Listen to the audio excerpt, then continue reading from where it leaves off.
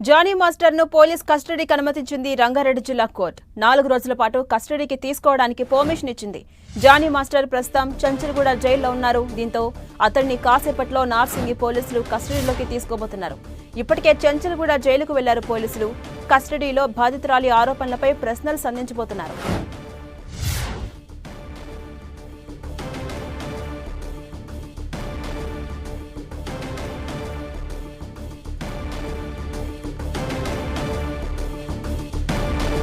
Johnny master ను police కస్టడీకి అనుమతించింది రంగారెడ్డి జిల్లా కోర్టు. 4 రోజుల పాటు పోలీసుల కస్టడీలో ఉండబోతున్నారు జానీ మాస్టర్. ఇదే అంశంపై మరింత సమాచారం మా ప్రతినిధి సునీల్ అందిస్తారు. సునీల్,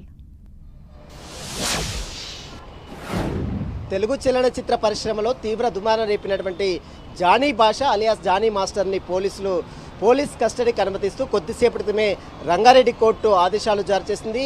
ఈ రోజు నుంచి ఈ శనివారం వరకు 4 రోజుల పాటు జానీ మాస్టర్ని పోలీస్ కస్టడీకి అనుమతించు రంగారెడ్డి కోర్టు ఉత్తర్వులు జారీ చేసింది. ఇప్పటికే నార్సింగ్ పోలీసులు కోర్టు ఆదేశాలను కాపీ తీసుకువెళ్ళి అటు చంచల్గూడ జైలుకు వెళ్ళాడు. చంచల్గూడ జైల్లో ఉన్నటువంటి జానీ భాషాని మరి కాసేపులోనే నార్సింగ్ పోలీసులు కస్టడీలో తీసుకొని సుదీర్ఘంగా విచారించే అవకాశం ఉంది. ఇప్పటికే జానీ భాషా అలియాస్ జానీ మాస్టర్పై అటు 376తో పాటు 506, 323 కింద తో పాటు పోక్సో యాక్ట్ కింద ఇప్పటికే నార్సింగ్ పోలీసులు ఫిర్యాదు చేశారు.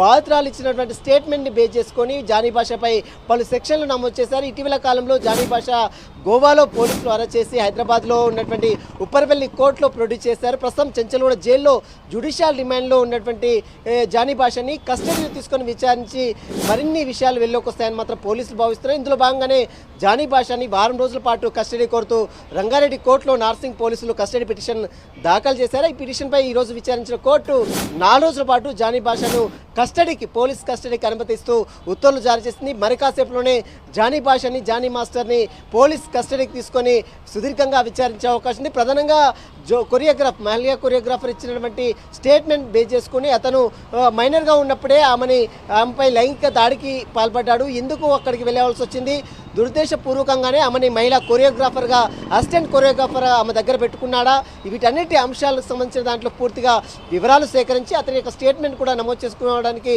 పోలీసులు సన్నిద్ధం అవుతారు. మరి కాసేపులోనే జానీ భాషను చంచల్గూడ జైల్లో ఉన్నటువంటి జానీ భాషని నార్సింగ్ పోలీసులు కస్టడీలో తీసుకొని నార్సింగ్ పోలీస్ స్టేషన్లో అతన్ని సుదీర్ఘంగా విచారించే అవకాశం ఉంది. అంటే సునీల్, సుమారు 8 గంటల ప్రాంతంలో విచారణ మొదలయ్యే అవకాశం కనిపిస్తోంది. మరోవైపు ఒకసారి రీక్యాప్ చేసుకుంటే కనుక ప్రధానంగా యువతి చేస్తున్నటువంటి ఆరోపణలు ఏంటి, ఆమె ఏం డిమాండ్ చేస్తుంది?